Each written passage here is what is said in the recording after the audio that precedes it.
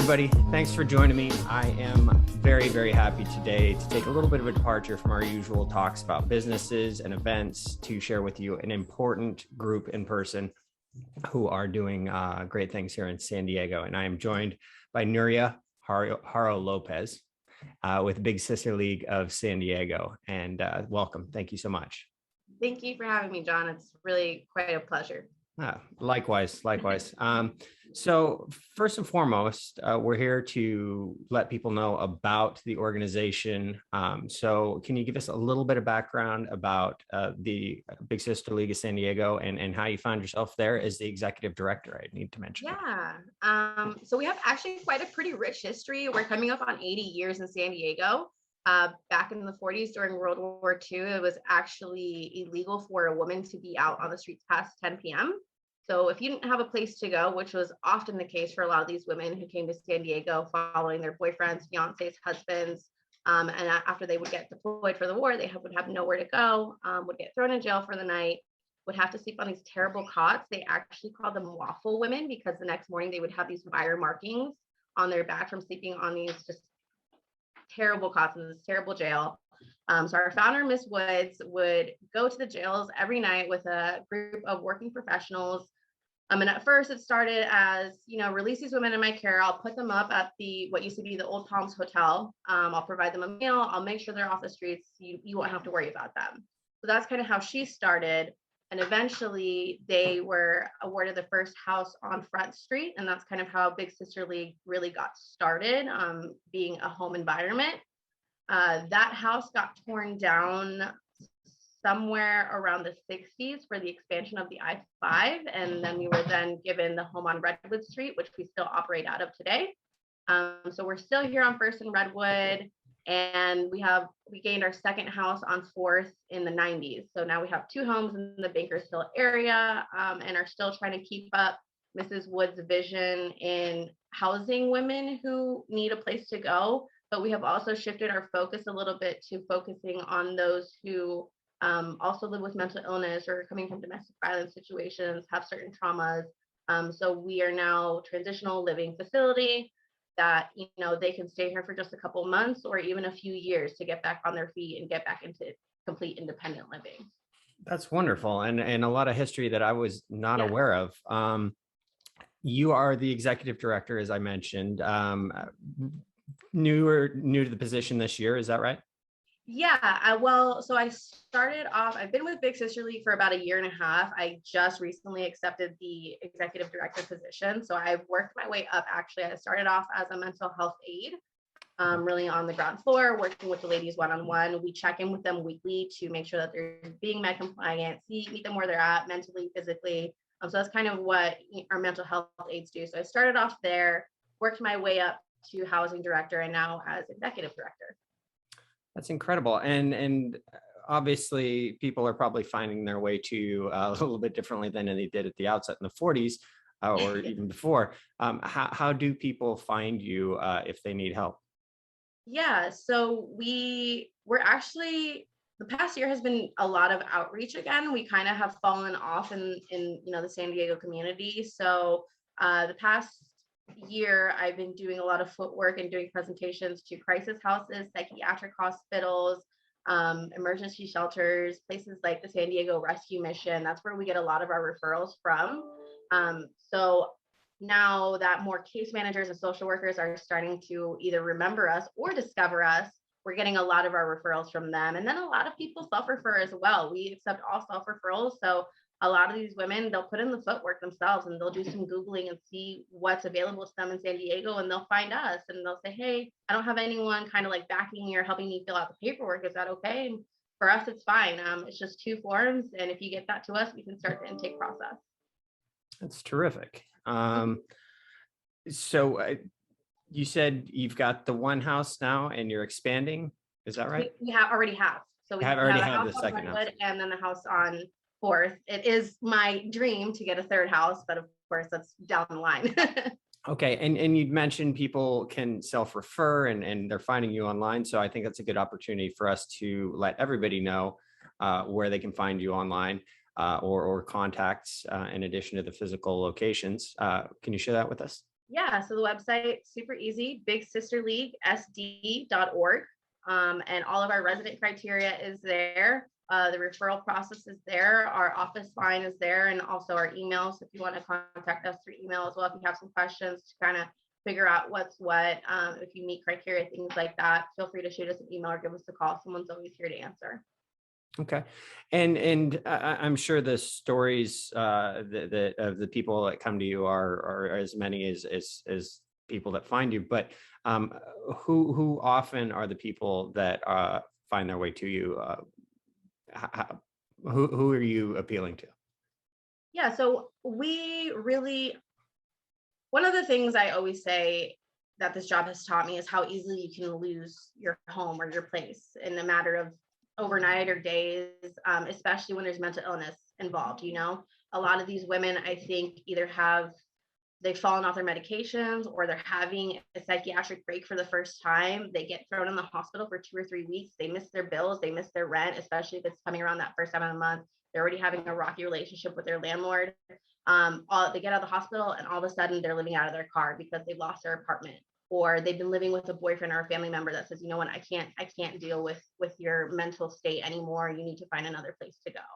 So we find that that's the women, really the demographic that we're working with, that they've been in and out of psych hospitals or crisis houses, or their family and loved ones have unfortunately kind of given up on them. So they need a place to really call their own, and a place that they can work on themselves, and with women who are like them, and where their mental health isn't stigmatized. That's terrific. How many people are you able to house at this point? Yeah. So between the two houses, we have up to 30 women at a time. So each Wow. house can have 15 women. That's terrific. Mhm. Obviously, you said you have expanded and have more plans to expand in the future. Any other news or events or things you want people to know about that are coming up for your organization? Yeah. So I mean, even before expansion was even in the works, we want to get these two old houses up to par, because they are historic houses. The Redwood House was built in 1913. I believe the Fourth Avenue House was 1904. So we have a lot of repairs, a lot of renovations to do, and we want to kind of revamp our day programming a bit as well. So we are having a fall fundraising campaign right now, completely online. Okay. You can find that again on our website, bigsisterleaguesd.org. You can also find us on Facebook, Big Sister League of San Diego. We are also on Instagram at Big Sister League. So there's a number of ways that you can find us to donate, or any services as well. We're always looking for plumbers, electricians, someone to do patchwork. I know our chimney could use a little TLC. So we're always accepting donations in forms of services in kind as well. We are our doors are not only open to women, but also to help. So if anyone can find it in their heart to donate either financially or through goods and services, that's always accepted as well. Well, that's terrific, and hopefully people will see this message and think about what they have to offer in that realm, and come forward with that. And I imagine just time as well, volunteer time, is that helpful for you? Yeah, so we had a number of volunteers, obviously before pandemic. We haven't had volunteers in the home for coming up on 2 years now. So we're beginning to open up our doors. Our housing director and program coordinator are working on figuring out where we need volunteers, what we need done around the house, what we need done with the ladies. If anyone also has special skills that they want to share with the ladies as well, I mean, that's great. We've just recently, again, like I said, are opening our doors to volunteers. So we had a group called Poetic Justice. They're coming in and they're doing workshops with the ladies to help them express themselves artistically, either through writing or poetry, things like that. So we love to expand and enrich their lives that way as well. So that sounds like something anyone has to offer us. Please feel free to reach out. That's great, and a good message, and obviously timely for the time of year we're in. So people who have to share things to be thankful for and to share, hopefully they can bring that to the table as well. How do people are going to find you online? Yeah. We talked about that.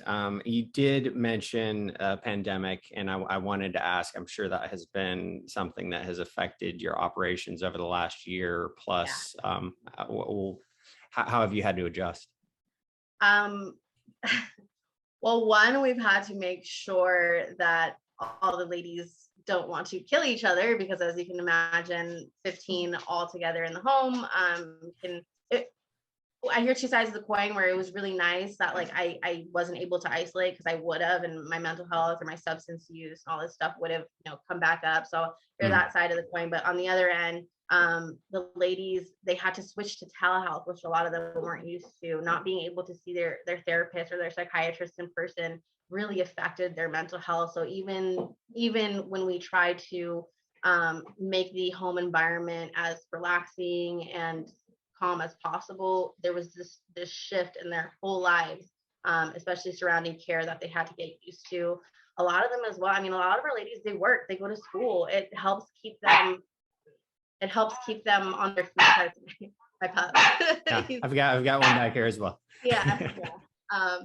So excuse me, like I was saying, the pandemic really shifted their way of life, and took away a lot of the things that they do in order to keep themselves engaged and on the right path. So a lot of them, again, like I said, lost their jobs, had to find new jobs. And then that kind of threw them a loop here with staff, because we always had to have their schedule. We had to make sure that we got a letter from their supervisor saying that they were an essential worker. Now we have to take temperatures every day. We have to ask for symptoms. If a woman does have symptoms, or, I mean, knock on wood, we only had one positive COVID test throughout both houses.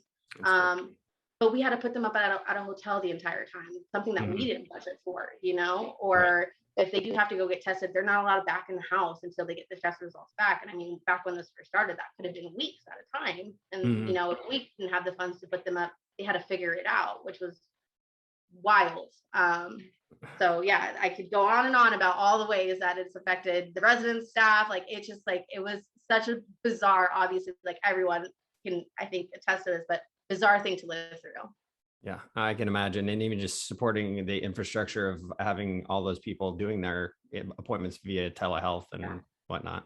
Yeah. And a lot of us helping them, and the phones. Can you help me download Zoom? I can't hear them, or they can't hear me. How do I dial in? What does that mean? Oh my goodness. There was a lot of staff kind of turned in a little bit into IT, which was right. We all learned a lot about online meetings during this. Well, that's terrific. Let's reiterate, it's definitely opened my mind, when you think about organizations like yours, how do you help? You think, well, you're going to go and volunteer, you're going to send money, which are great ways to help. But, people who have skills or have knowledge to share can bring that to you as well. So remind us, how do we connect them to you? Yeah, so bigsisterleaguesd.org, all of our information is there. And if you want to email as well, info@bigsisterleaguesd.org is another good way to just directly email us. Our office line as well, I can plug that, is 619-297-1172. You can chat to our staff that way. Find us on socials, again, Big Sister League of San Diego on Facebook. So we're everywhere. And I mean, sign up for our newsletter, because 2022, I want us back in action, doing events and activities. Again, we have our 80th coming up, so we'll be doing a gala sometime in May of 2022. We do have a Giving Tuesday happy hour at the end of the month. So if anyone is interested in coming to mingle and network with us there, shoot me an email. We'll get you on the guest list. Come to that. So, I mean, we have a lot in the works. A lot coming up for Mental Health Month next year, Women's Month next year. So we're hoping to really open our doors to the community again, not only for us to have you all help, but also for us to spend time with the community again. That's terrific. And I'll make sure to get links and that information accessible here when we get this up online to do that. So sign up for the newsletter, the happy hours coming up. That's all great. Yeah. Well, I know you're busy, but I do so appreciate your time and thank you for taking this time to speak with me. And I hope you have a great holiday season. All the women in your care do so as well. Thank you. And we'll see what we can do to get even more help in your door. Yeah, I really appreciate the platform. I mean, it's opportunities like yours that are helping us get back out there. So I can't thank you enough. Oh, you're very welcome to you as well. Enjoy your day. You too. Thank you. Bye.